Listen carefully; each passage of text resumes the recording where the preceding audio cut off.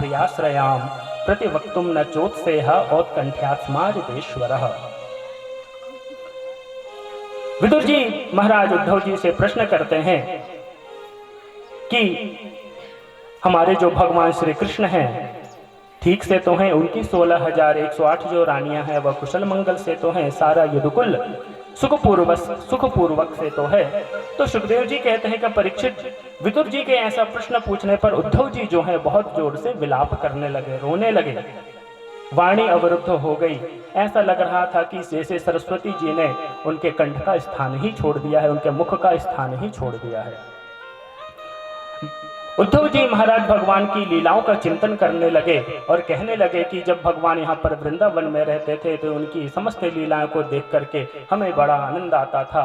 उनकी जब लीलाओं का जब हम स्मरण करते हैं तो हमारे आंखों से अश्रुपात होने लगते हैं। इस प्रकार से विदुर जी महाराज से कह रहे हैं। और फिर उद्धव जी महाराज कहते हैं कि क्या बताएं विदुर जी महाराज, जो द्वारिका पुरी थी वह समुद्र में विलीन हो गई। भगवान श्री कृष्ण जो थे वह अपने स्वधाम को चले गए। सारा यदुकुल का, ब्राह्मणों का शाप लग गया, सारा यदुकुल का संहार हो गया। और जब इतना सुना है विदुर जी महाराज ने तो तुरंत वहां पर उनकी अश्रुधारा बह गई। फिर कहते हैं कि ये वेदुवंश के तो आप भी थे, आप कैसे बच गए? तो उद्धव जी महाराज कहते हैं कि मुझे भगवान ने एक दिव्य ज्ञानोपदेश दिया है और मुझे आज्ञा दी है कि आप यही ज्ञान लेकर के आप बद्री विशाल जाइए, रास्ते में आपको विदुर जी मिलेंगे, उनसे भेंट करके आप अवश्य मिलिएगा। और जब इतना सुना है विदुर जी महाराज ने तो बड़े हर्षित हुए, पुलकित हुए, कहने लगे कि भगवान ने जाते जाते क्या मेरा नाम लिया है, भगवान ने मुझे याद किया है। तो उद्धव जी बोलते हैं कि हाँ, जब भगवान यहाँ से स्वधाम गमन करते हुए जा रहे थे तो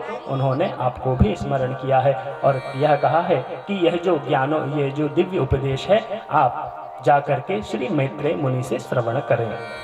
ऐसा कह करके भगवत प्रेमी सज्जनों, दोनों ही जो भक्त हैं